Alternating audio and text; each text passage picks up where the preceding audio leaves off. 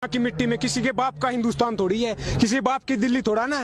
हमारी वोट लेके बैठे ना, दिल्ली देश की राजधानी है, हमारे इतने है जितना सरकार का है और किसी का है। मैं आपको बता दूं ये कानून के बारे में थोड़ा सा, मिर्जा गालिब ने कहा था कि जला जो जिस्म दिल भी जला होगा, कुरेदते हो राखे जुस्तजू क्या है, ये तरीका क्या है। एनुअली 12,500 किसान सुसाइड करते हैं according to national crime record bureau. 1995 से 2015 तक 3 लाख किसानों ने सुसाइड किया है। तो ये राख कुरेद रहे हैं, सुसाइड कर चुका है वो कि राख में कुछ ना बचाओ जी मास, ये बेचने जा रहे हैं। मैं कानून के बारे में थोड़ा शॉर्ट में बता दूं। पहला कानून क्या बोलता है, एपीएमसी से बाहर किसान अपनी फसलों को बेच सकता है। इस देश में 85% किसान ऐसे हैं जिसके 5 एकड़ से कम जमीन है, 70% किसान ऐसे हैं जिसके 2 एकड़ से कम जमीन है। बोला कि प्राइस डिस्कवरी होगी, इंटरस्टेट मूवमेंट हो सकता है। आप मुझे बताओ 2 एकड़ वाला अपनी ट्राली भर कर रहना पंजाब यूपी से तमिलनाडु केरला बेचने जाएगा या लंदन अमेरिका बेचने जाएगा? कौन सा लॉजिक है ये, कौन सी रैशनैलिटी है, कितना ट्रांसपोर्ट कॉस्ट होगा उसका? दूसरा कानून कॉन्ट्रैक्ट फार्मिंग के बारे में बोलता है, उसके एक सेक्शन में लिखा है क्वालिटी ग्रेड एंड स्टैंडर्ड। समझ रहे हो बात को? पहले बोला जाएगा कि चावल इतना मोटा होगा, इतना पतला होगा, ऐसा कलर होगा। समझ रहे हो, खुला आसमान है, उसके नीचे फसल पैदा होती है। बाढ़, पानी, सूखा, आंधी, तूफान सब कुछ उसको असर करता है।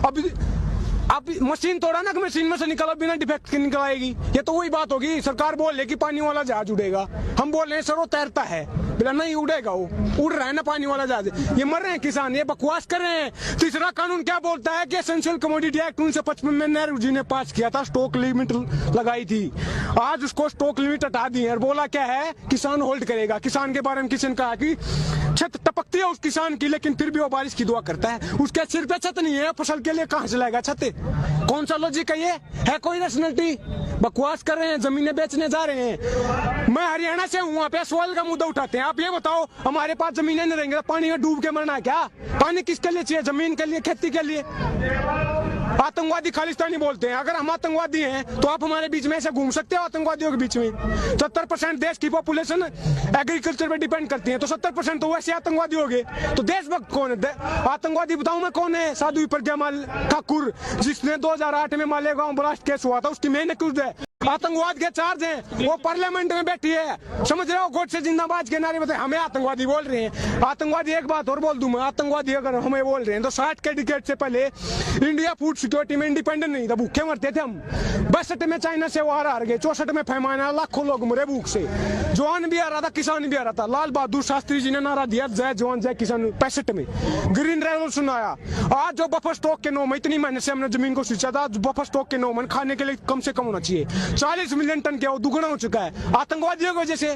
देश पाला हमने, भूखे मरते थे, हमें आतंकवादी बोल रहे हैं। बीजेपी के एक सांसद हैं, वो कहते हैं किसान AK-47 लेके आ गए हैं। देखिए, ये सारे अनपढ़ हैं, गौमूत्र खाने वाले हैं, गोबर मूत्र खाने वाले। नत्था Singh and Prem Singh one and the same thing, सब एक से हैं। और रमेश बिदुड़ी बोल रहा है कि बड़ुए हैं, 500 रुपए खरीद के लाए हैं। पता उसको कोई बड़ुए हैं? अंधाता है देश को बड़ुए बोल रहे हैं। शर्म करो देशवासियों, अपनी आज नहीं उठा रहे यार। मिर्जा गालिब ने कहा, चमन में एक तिलक के रंगों से बात बनती है। हम ही हम है तो क्या हम है, तुम ही तुम हो तो क्या तुम हो।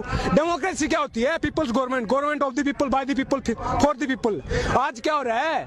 उल्टा हो रहा है, government of the capitalist, by the capitalist, for the capitalist. उद्योगपतियों को जमीनें बेच रहे हैं। लेकिन जो बड़े उद्योगपति हैं, अडानी और अंबानी, वो कह रहे हैं कि इस पूरे किसान आंदोलन में हमको घसीटा गया है। हम किसानों से ना जमीन लेते हैं डायरेक्ट, ना अन्न लेते हैं। क्या कर रहा है? बता रुको, 1991 में LPG के थ्रू इकोनॉमी को खोला था। क्या बोला था कि बाहर का इन्वेस्टमेंट आ गया, कंपनियां आएंगी, रोजगार मिलेगा, देश की ग्रोथ होगी, इकोनॉमी ग्रोथ होगी।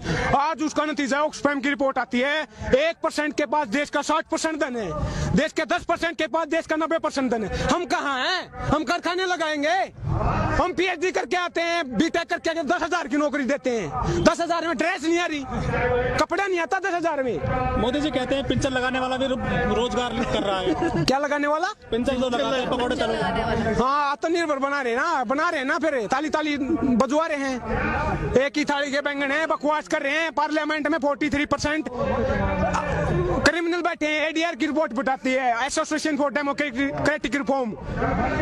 कुलदीप सेंगर रेपिस्ट, चिमैनन रेपिस्ट, साधु प्रज्ञा आतंकवादी, वैसे बैठे हैं पार्लियामेंट में। कानून बैठे हो पार्लियामेंट में, कानून बना रहे हैं हमारा, अपराधी हमारा कानून बनाएंगे तो ऐसे बनेगा, कानून मर रहे हैं ना लोग। गुरु तो आसाराम थे तो आप ही हो ना उन लोगों को। किसको तो पे चुन लिया उस टाइम पे, पता थोड़ा ना था भाई क्या ये ऐसा करेंगे।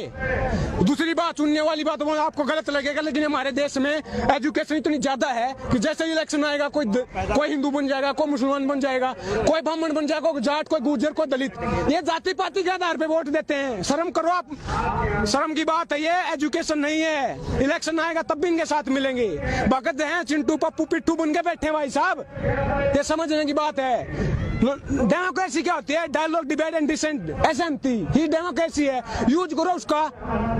तो चुनाव जो होता है क्या विकास को भूल जाते हैं या फिर जातिवादी को लेकर चुनाव? मैंने बोला ना, वही तो हो रहा है, जाति के आधार पे टिकट देंगे, फिर क्या बोलते हैं कि भाई ये जाट नेता है, ये उत्थान करेगा मेरा। दो आदमी जाति के आधार पे वोट लेके जाएगा तो फिर काम करेगा। आपको पता क्या, वोटर भी तो जात के आधार पर वोट देते हैं। जात के आधार पे, धर्म के आधार पे वोट दोगे तो मन की बात होगी, काम के आधार पर वोट दोगे तो काम की बात होगी, समझ रहे हो। डिवाइड एंड रूल पे बोलना चाहूंगा मैं, कुछ किसी ने अंग्रेजों ने डिवाइड एंड रूल किया था, ये भी वही कर रहे हैं, हिंदू मुसलमान मंदिर मस्जिद करके कि बांट दिया इस धरती को। क्या चांद सितारों का होगा, नदियों के कुछ नाम लिखे, बहती धारों का क्या होगा? शिव की गंगा भी पानी, यहाँ पे जमजम भी पानी है, मुल्ला भी पिए, पंडित भी पिए, पानी का मतलब क्या होगा? उन फिरका परस्तों से पूछो क्या सूरज अलग बनाओगे? एक ही हमेशा से सबकी क्या हो भी नहीं बनाओगे? नस्लों का जो करे बंटवारा, नस्लों का जो करे बंटवारा, रहबर काम का ढोंगी है। क्या खुदा ने मंदिर तोड़ी थी यार, राम ने मस्जिद तोड़ी है। अगर स्टेट मंदिर बनवाएगा तो स्कूल, कॉलेज, यूनिवर्सिटी, हॉस्पिटल, सड़कें, बिजली, पानी ये कौन करवाएगा? इस देश में पहले भी मंदिर बने, सरकारों ने बनवाए हैं। क्या ये आर्टिकल 25 हमारे संविधान का बोलता है कि right to freedom to profess, propagate and practice any or not any religion of your choice. धर्म हमारा पर्सनल मैटर है, हमारा फेथ है, अपने आप चंदा इकट्ठा करके मंदिर बनवाएंगे, सरकार मंदिर बनवाएगी, स्टेट का कोई रिलीजन है क्या? तो सबसे पहले तो चंदा राष्ट्रपति जी ने दिया है, तो राष्ट्रपति क्या हमारा ही है? कौन है वो? किसान है क्या वो? नहीं, हमसे बीच से गया क्या वो? कैसे राष्ट्रपति चुना जाता सबको पता है, सब उनका है, वो तो एक रबर स्टैंप है, सब रबर स्टैंप उठा के लगा दी। आज मुझे बता दो एक भी कानून पे जिसमें राष्ट्रपति ने डिसेंट का भी अड़े हो कि नहीं गलत है, ये सारे कानून पे मोहर लगा देते हैं। पिट्ठू होते हैं सरकारों के राष्ट्रपति, देश का पहला नागरिक, गलत बोल रहा हूँ लेकिन पिट्ठू है भाई, पिट्ठू हैं। तो क्या आपको लग रहा है जनता को भी सुधरना चाहिए? ध्यान सुधरेगी कैसे? मेजी रेस्टोरेशन आया था 1860 के दशक में जापान में, छोटा सा देश है, खेती के लिए जमीन नहीं है, टापुओं का देश, आइलैंड पे बसा हुआ है। मेजी रेस्टोरेशन आया था, उससे इंडस्ट्रियलाइजेशन हुआ, देश को इतना पढ़ाई लिखा है, ह्यूमन डेवलपमेंट, एजुकेशन, हेल्थ पे इतना खर्चा किया कि छोटा सा देश है। ये जितने है ना दादागिरी के घूम रहे हैं, वर्ल्ड पावर बन के, घुमा के मारा था, घुमा के भगा यूएस को पीटा, पर्ल हार्बर पे अटैक किया, चाइना को हराया, रशिया को हराया, सारे देशों घुमागा, छोटा सा देश है। ऐसे ही आज इजराइल पूरे मुस्लिम राष्ट्र, 60 मुस्लिम देश हैं, भगा के मारता है। ये लड़ाई की बात नहीं है, रिवेंज की बात नहीं है, रिफॉर्म की बात है, ये रिवॉल्यूशनरी थिंकिंग की बात है, क्रांतिकारी की बात है। भगत सिंह ने जो वो फांसी हो रही थी ना, उनके वकील ने आके पूछा था आप देश को क्या संदेश देना चाहोगे? उन्होंने कहा था कि साम्राज्यवाद मुर्दाबाद, इनकलाब जिंदाबाद। आज मैं बोल रहा हूँ कि पूंजीवाद मुर्दाबाद, इनकलाब जिंदाबाद। मैं क्या बोल रहा हूँ, आप काम की बात कर लो यार, मन की बात क्यों करते हो? काम की बात क्यों नहीं करते? खेती किसानी की बात क्यों नहीं करते? रोजी रोटी, कपड़ा, मकान, शिक्षा, स्वास्थ्य, बिजली, पानी, सड़कें, इसकी बात क्यों नहीं करते? आप खामी बता रहे हैं सरकार के, लेकिन जो रामदेव जी वो कहते हैं कि मोदी जी के अलावा कोई दूसरा विकल्प नहीं है देश में। अरे सलवारी बाबा, लाला बाबा, क्या बात कर रहे हो? जो सलवार सूट पहन के भाग गया वो हमारी बात करेगा? अरे बिजनेसमैन है। आप मुझे ये बताओ, आप मुझे बताओ, योगा करवाते हैं किस लिए? शरीर स्वस्थ होगा, फिर दवाई बनाते हैं। जब हम स्वस्थ होते हैं दवाई की क्या जरूरत है? इस गेम को समझे आप, सबसे ज्यादा वो उसी का विकास हुआ है इस सरकार में। हम तो मर रहे हैं, मैंने बोला ना, 12,500 एनुअली सुसाइड कर रहे हैं भाई साहब। वो कहते हैं किसानों ने कानून नहीं पढ़ा और किसान ना समझे, रामदेव बोलते हैं। आके समझा देना, वो कौन सा चश्मा लगाते? रुको बाबा, मैं अगर आप समझाओ ना, मैं आके कौन सा चश्मा लगाते, हमें भी दे दो चश्मा जिसमें कौन लाइन दिखती हो भले की। ये कानून जहर है, जहर। सरकार क्या बोल रही है कि 2-3 चम्मच निकाल देंगे, गिलास भरा जहर का है, बोले 2-3 चम्मच निकालेंगे, अमेंडमेंट कर देंगे, संशोधन कर देंगे। आप मुझे बताओ, 1 चम्मच हो, 1 एक गिलास हो, एक बाल्टी हो, एक चुटकी हो, जहर तो जहर होता है, खाते ही डेथ होती है। ये डेथ वारंट है। लेकिन सरकार कह रही है किसानों को अच्छे दिन आएंगे, इस कानून से लागत का 1.5 गुना मिलेगा, 2 गुनी हो जाएगी 2022 तक। अच्छा, एपीएमसी में खामियां बताई हैं। एक 2016 में, थोड़ा डिटेल में बताऊंगा मैं, 2016 में ई नाम के वो लेके आए थे policy, electronic national agriculture market. उसमें क्या बोला था 2022 तक दुगुनी हो जाएगी। आज कितनी है? वो नेशनल मार्केट होगा, वो कहाँ गई पॉलिसी? वो फेल क्यों हुई? क्या कारण हुआ? दूसरी बात, एपीएमसी अगर ट्रेड को डिस्पोर्ट करती है तो फिर केवल 6% किसानों को एमएसपी मिलता है, तो 94% तो वैसे आजाद हैं। उनका उत्थान क्यों नहीं हुआ? मैं बता दूं आपको, 2-4 डॉक्टर हैं, जैसे डॉक्टर दवाई देता है ना, हम खाते हैं, उस डॉक्टर का नाम है WTO, वर्ल्ड बैंक और IMF। जो वो लिख के देते हैं वही लगा चेप देते हैं। अपना तो दिमाग यूज नहीं कर रहे, गोबर मूत्र खा रहे हैं साले, समझ रहे हो? USA में एक किसान को 45 लाख रुपए सब्सिडी दी जाती है। लेकिन वो लोग कहते हैं कि मोदी जी का डंका बज रहा पूरे वर्ल्ड में। बज रहा है, अपने देश में तो बजाओ पहले। डंका किस चीज का बजता है? 19 करोड़ लोग भूखे सो रहे हैं। ग्लोबल हंगर इंडेक्स की रिपोर्ट आती है, 94वें नंबर पर है इंडिया। पाकिस्तान, बांग्लादेश और अफगानिस्तान से पीछे, आतंकवादी देशों से पीछे। ये डंका है क्या?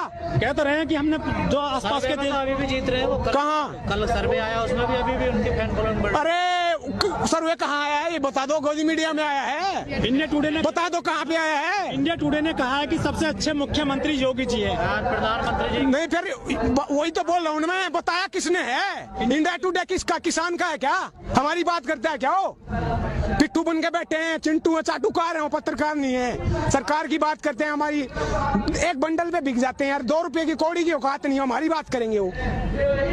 क्या लग रहा है? बात सुन के तो वोट देती है जनता। किसकी बात करेंगे? आप ही मुझे बताओ।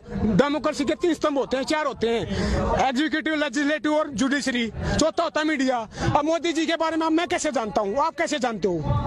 मेरी बुआ का लड़का है क्या? आपकी बुआ का लड़का है? मीडिया ने बताया ना, उसकी थाली लेकर उतारी, दिन रात भगवान बनाया कि नहीं बनाया? भगवान ने बनाया ना।